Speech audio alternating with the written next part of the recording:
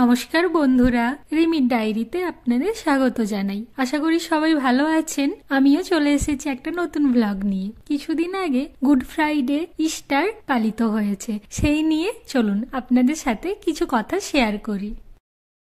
আর চলুন আপনাদের সেন্ট প্যাট্রিকস চার্চে নিয়ে যাই। নিউ ইয়র্কের এই চার্চ হলো 150 বছরের পুরনো। আর এই চার্চ, গুড ফ্রাইডে, ইস্টার নিয়ে অনেক গল্প আপনাদের সাথে আজ শেয়ার করব।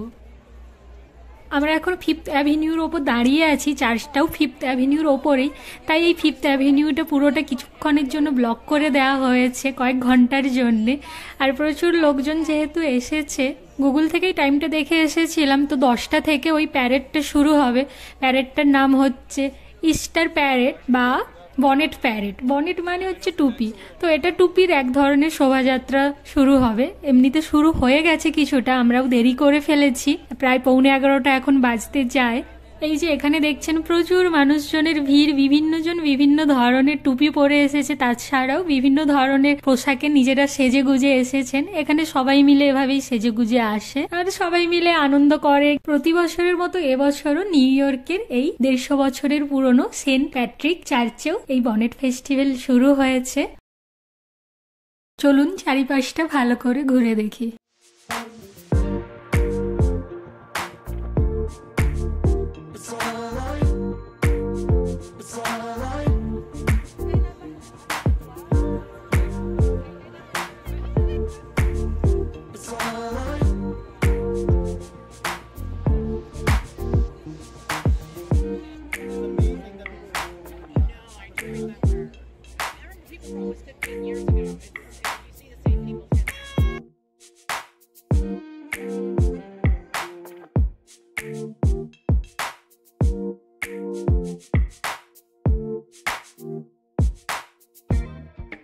এখন এখানে র্যাম্প শো হচ্ছে।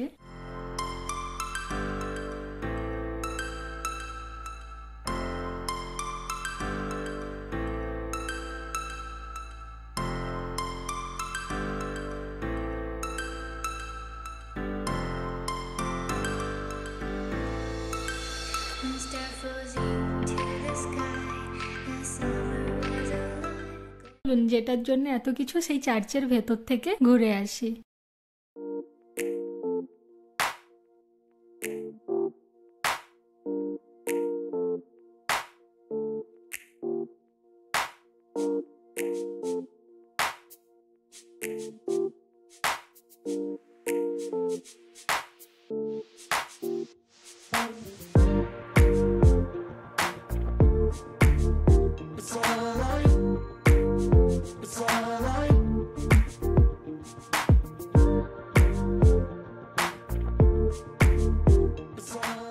আমরা সবাই ছোট থেকে গুড ফ্রাইডে, ইস্টার স্যাটারডে এই নামগুলো শুনে এসেছি। অনেকেই জানি গুড ফ্রাইডের দিন যীশু খ্রিস্টকে ক্রুশবিদ্ধ করা হয়েছিল।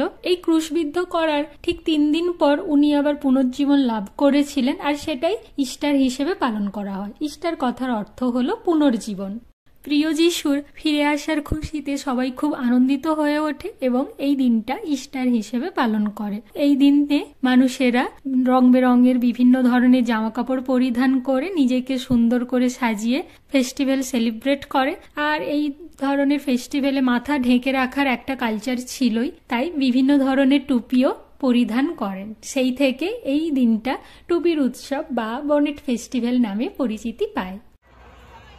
এখন প্রায় বিকেল 4টের মতো বাজে। অনেকক্ষণ ধরেই প্যারেড চলেছে। এই রাস্তাটা এখন ক্লিয়ার করতে হবে, তাই পুলিশের গাড়িগুলো চলে এসেছে রাস্তা পরিষ্কার করার জন্য।